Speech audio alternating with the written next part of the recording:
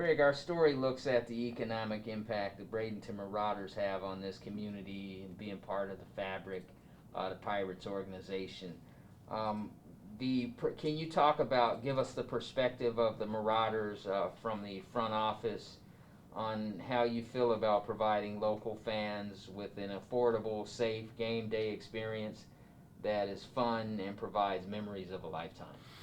Yeah, it's really important for us. That's really, truly why we do what we do, is to provide that experience and to make memories for our guests that come through our gates. So, um, that's why we work hard and put the effort in. And to see it truly pay off and to come to fruition is a great part of what we do here at Lecon Park. And what's it like to see the face of a fan or a young child who gets an autographed baseball or a backpack to go to school, or even a hat, or they can come in and watch fireworks? When you see the children from the community and their faces, how satisfying is that? It's great. Again, probably the best part of what we do, why we do what we do, is for them to come and enjoy their experience here, and for them to be able to get a foul ball or to meet a player and get a photo or get an autograph, or to be able to go home with a giveaway item such as a backpack, like you mentioned, is really great. And it's really important for us. We're a big part of this community. It's important for us to be good neighbors and to offer that type of programming and theme nights that are going to attract the kids and families, and hopefully they're exposed to baseball at a young age and exposed to the Pirates and the Marauders, and they become fans for life.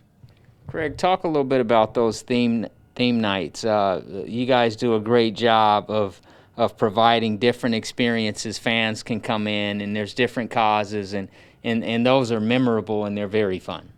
Absolutely. So, wide range of different theme nights. Most of our Fridays and Saturdays have some sort of theme night associated with them.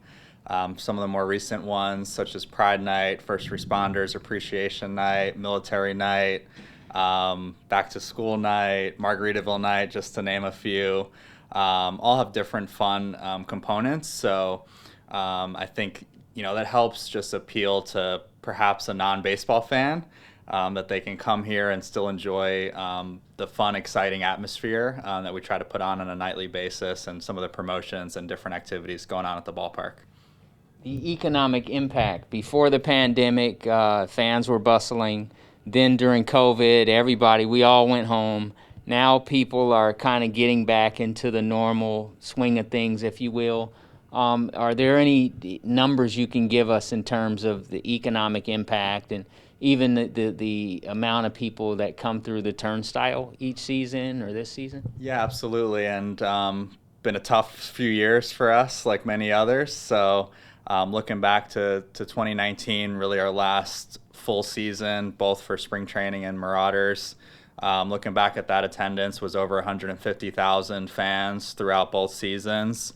So certainly has gone down a little bit due to the pandemic and some other factors over the past couple years. But we're really looking forward, getting back on track, really looking forward to next year, both for spring training and Marauder seasons, and really looking forward to getting back to the quote-unquote normal. In regards to economic impacts as well, we work with great partners at the Bradenton area CVB, and perform some research studies with them. And their last study from 2019 was $44 million of economic impact for the community, in regards to especially all the out-of-town visitors coming and spending money at the hotels and throughout the different areas of Manatee County and the city of Bradenton. Now, baseball here has been here since 1969, I want to say. You look at Clemente and Bonds and a lot of guys who have come through this experience. Talk a little bit about, again, this is part of the fabric of Manatee and Bradenton, and I mean, you can't miss this ballpark when you come to Bradenton, and this is a big deal, and that P right there is very significant. Yeah, absolutely. And the ballpark originally was actually built in 1923, so next year will actually be 100 years of the ballpark in general. The Pirates have been here since 1969, so over 50 years. Marauders here since 2010, which really gives us an opportunity to have more of a year-round presence, and as opposed to in the past, really just honing in on February and March during the spring training time frame. But a lot of history, a lot of great players that have played on this field, such as Clemente, Stargell, some other players from visiting teams, guys like Babe Ruth and so forth. So a lot of cool history here, and I think the ballpark has that old school charm, plus some of the modern amenities that we've been able to add over the past 5 to 10 years. So I think in that case, it's really has the best of both worlds. Now, what else? What else? You recently had a Negro League player in the Bradenton Nines. Talk a little bit about that. And again, that was one of those neat episodes where you had a guy back. Fans of all age love those guys, and it was really fun to see. Yeah, that was really great. That was about a month or so ago now, and that was our second annual Nine Devils tribute night. The Nine Devils played here at what was McKechnie Field at the time, late 30s into the mid 50s. So there's a few living players. We had the honor of having Mr. Morris Pascal here in attendance, and I've gotten to know Morris over the past couple of years, and just really great person, and has a lot of great stories from his days as a Nine Devils player back in the 50s. So really cool to be able to have him here, and to be able to honor and recognize them. The Marauders actually wore Nine Devils jerseys for the first time this year, so I think that was really cool, and be able to tie in some of the cool stories from the past. Now, we understand your ball club is in the stretch run, playoffs positioning. Everyone's jockeying for position. Talk a little bit about what that looks like, and it's exciting because you guys can control your own destiny, so to speak. Absolutely. It's we're less than 10 games to go for the regular season, so currently tied for first place. So every game matters. We're finishing up our home schedule here this weekend, and then go on the road for 6 more in Clearwater. But it's really exciting for all of us to every night to try to get that win. And from the team standpoint, we've had a lot of new players join the team over the past couple of months, both from last year's draft and then as well as this year's draft. So a lot of new infusion of talent over the past couple months. That's been fun for us to watch. And, we're really hoping we can get to the playoffs and hopefully, win a championship and go back to back. Will be really exciting for all of us here with the team, but also for the community as a whole. From Pirate City to Lecom, I mean, this is a big deal, and again, it's a part of the fabric of this community. In closing, are there any thoughts you would like to share on that? This is huge. Yeah, it is. I mean, you mentioned Pirate City is pretty much a year-round operation as well, so a lot of different activities going on there in Lincoln Park, and I think it's really a testament to the partnerships that we have. The community is really important to us. So whether it be the Chamber of Commerce, the City of Bradenton, Manatee County, really strong partnerships with those entities and things that we really work to develop over time. And it's a great place to be. So, Craig, when I get out in the community, I remember being at a local school, and the Clemente brothers were here. I remember being at a health event, and some of your players were there. You guys actually get out in the community and are visible. Just talk a little bit about that. The fans can see you guys and really kind of get a closer look, if you will.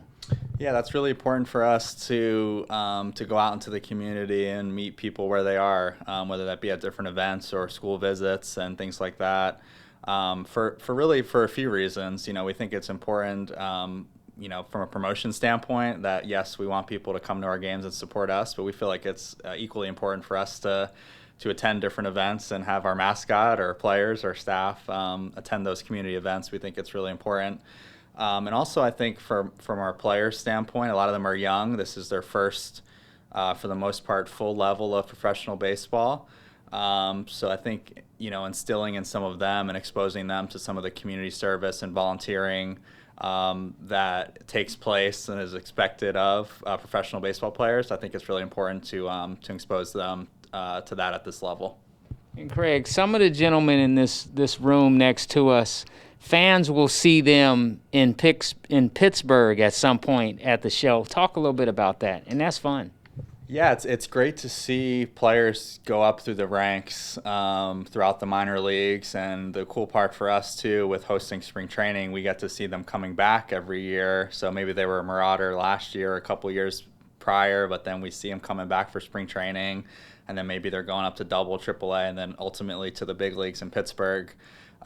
We've had close to 100 Marauders in the majors since the Marauders started in 2010. We're somewhere in the 90 range. So it's really cool to see guys make their debuts after playing here within the past several years. Getting to know them as people and seeing them work their way up to the big leagues is really exciting. And I'm sure there's players on this team that will follow. Last question. Fans that see this report or they're in the area and they want to catch a good baseball game this weekend before you guys move on, just talk about what they should do and what they can do to get inside this stadium. Absolutely. So tonight, Saturday, September 3rd, is our annual Fan Appreciation Night. So we'll be having our last post-game fireworks show of the season. We're also doing 9 innings of winning, so there's many opportunities to win a prize and go home with a raffle prize throughout the evening. There'll be a lot of other fun activities going on for kids and families throughout the game. So definitely a great opportunity to come out and catch some fun, exciting baseball. And then our last game of the year is on Sunday, September 4th. It's a noon game, so kind of last chance to come see during the home regular season before we finish up the season on the road in Clearwater.